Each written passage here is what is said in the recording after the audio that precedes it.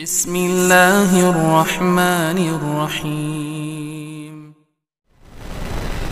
Bagaimana hukumnya kita saat makan sahur di tengah jalan, saat makan sudah terdengar adzan atau sudah terbit fajar? Kalau pertanyaan yang pertama masih mungkin ya terdengar adzan. Sebab orang yang adzan itu mungkin dia adzan tepat waktu, dia mungkin adzan agak cepat, kan begitu. Kalau adzannya agak cepat, itu nggak ada masalah. Dia adzan juga nggak ada masalah, makan aja. Karena itu di masa Nabi itu kan adzan ada dua. Ada adzan pertama, ada adzan kedua. Bilal di adzan pertama. Di sekitar ketika munculnya Fajar Kadib. Fajar Kadib itu muncul sekitar, kalau kita di Indonesia mungkin sekitar 25 menit atau 35 menit sebelum apa? Adzan subuh ini. Ya. Jadi Nabi berkata dalam hadits riwayat Bukhari dan Muslim, "Inna Bilalan yu'adzinu bilail. Fakulu washrabu hatta tasma'u ta'dina ibni Ummi Maktum." Sungguhnya Bilal itu adzan di malam hari. Maka makan dan minumlah kalian sampai kalian mendengar adzannya ibni Ummi Maktum. Jadi Bilal adzan pertama. Ketika Bilal adzan, Nabi perintah makan dan minum karena belum apa? Masuk waktu subuh. Tapi kalau ibnu Ummi Maktum yang adzan, ini harus berhenti. Kenapa?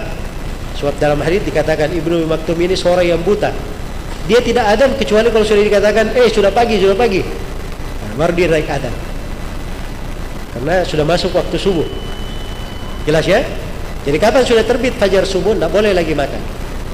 Kalau ada makanan di mulut dikeluarkan. Iya. Dia sedang minum, dia berhenti. Dia sedang hubungan suami istri, dia hendaknya berhenti. Jelas ya?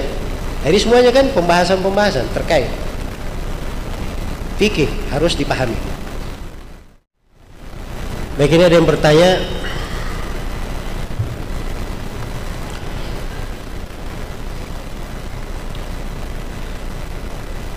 tentang suami istri yang berhubungan di siang hari bulan Ramadan. Apakah keduanya membayar kafarah atau cukup si suami saja yang membayar kafarah? Bagaimana caranya cukup suami saja membayar kafarah? Hah? Ya. Nanti komplain suaminya, kenapa saya saja bayar kafarah?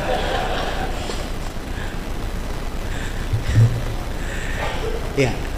Jadi membayar kafarah di bulan Ramadan itu ada beberapa syarat. Syarat yang pertama dilakukan di bulan Ramadan. Syarat yang kedua terjadinya di siang hari. Syarat yang ketiga terjadinya dalam keadaan berpuasa.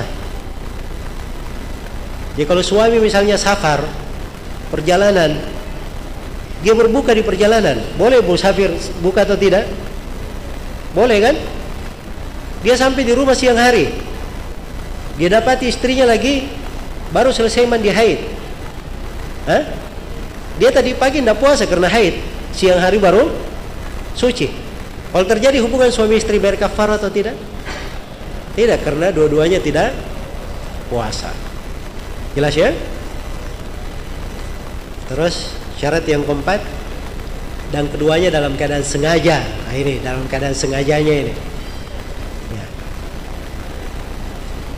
Dalam keadaan sengaja. Kalau ada yang melakukannya terus dia bilang, saya tidak sengaja. Nah, ini dikasih tanda tanya besar ini, tidak sengaja ya. Tapi yang dibahas di sini masalah dia dipaksa atau tidak.